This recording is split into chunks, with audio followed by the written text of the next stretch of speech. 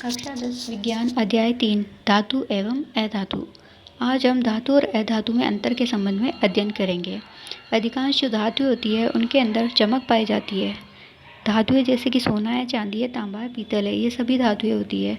इनके अंदर एक विशेषता होती है कि इनमें चमक पाई जाती है। दूसरा डिफरेंस होता है कि कठोरता। जो धातुएं होती है वो कठोर होती है।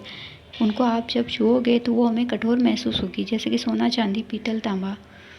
तीसरी विशेषता होती है उनमें अधार्त वर्धीनता पाई जाती है। आप किसी भी धातु जो है उसको पीट कर पतली चादर में परिवर्तित कर सकते हो। जैसे सोना है, चांदी है, उसको पीटने पर वो पतली चादर के रूप में परिवर्तित हो जाता है। तन्यता पाई जाती है धातुओं में, यानी उसको आप पतले तार में परिवर्तित कर सकते हो। जो धातु होती है वो पतले तार के रूप में खींचने की उनमें क्षमता होती है और पतले तार के रूप में खींच सकती है। जैसे कि सोना जो है वो सर्वाधिक तन्य धातु होती है। अधार्त वर्धीनता और तन्यता दो ऐसे गुणधर्म हैं जिसके कारण धातुओं के अंदर हम धातुओं को हमारी आवश्यकता के अनुसार हम उसको विभिन्न आकार में ढाल सकते हैं या उसका उपयोग कर सकते हैं। ये दोनों गुणधर्म उसके लिए आवश्यक रूप से उसमें उपस्थित होते हैं। ऊष्मा की सुचालकता। अधिकांश धातुएं क्या होती है, ऊष्मा की सुचालक होती है। जैसे कि हम खाना बनाने के बर्तन वगैरह है तो उन बर्तनों के अंदर तांबे का जो कड़ाहा कुछ भी होता है तो उसके नीचे क्या होता है, तांबे का या लोहे का लेप किया हुआ रहता है। ऐसा क्यों होता है? क्योंकि धातुएं ऊष्मा की सुचालक होती है। जब आप उसको गैस या बर्नर पर रखते हो तो वो आसानी से गर्म हो जाता है, क्योंकि वो बर्तन धातु का बना है, क्योंकि उसमें से ऊष्मा होकर प्रवाहित हो रही होती है। जैसे सिल्वर है, कॉपर है, वो ऊष्मा की सबसे अच्छी सुचालक होती है। लेड और मरकरी कुचालक होती है। धातुओं का उपयोग हम खाना बनाने के बर्तनों में इसलिए ही करते हैं क्योंकि ये ऊष्मा की सुचालक होती है। विद्युत की चालकता भी पाई जाती है। अधिकांश धातुओं के अंदर विद्युत की चालकता होती है। विद्युत उसमें से प्रवाहित हो सकती है। जब भी किसी वायर वगैरह को हम देखते हैं तो वो तांबे का बना होता है।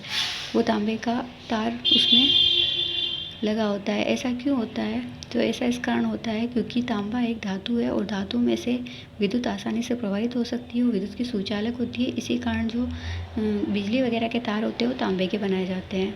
ध्वनिक सोनोरस धातुएं कठोर सतह से टकराने पर आवाज़ उत्पन्न करती है, यानी इनमें ध्वनि उत्पन्न होती है। स्कूल की जो घंटी होती है, घंटी वो सामान्यतः धातु की इसलिए ही बनाई जाती है क्योंकि धातुओं में ध्वनिक या सोनोरस का गुण होता है, जिसके कारण आवाज़ उत्पन्न होती है।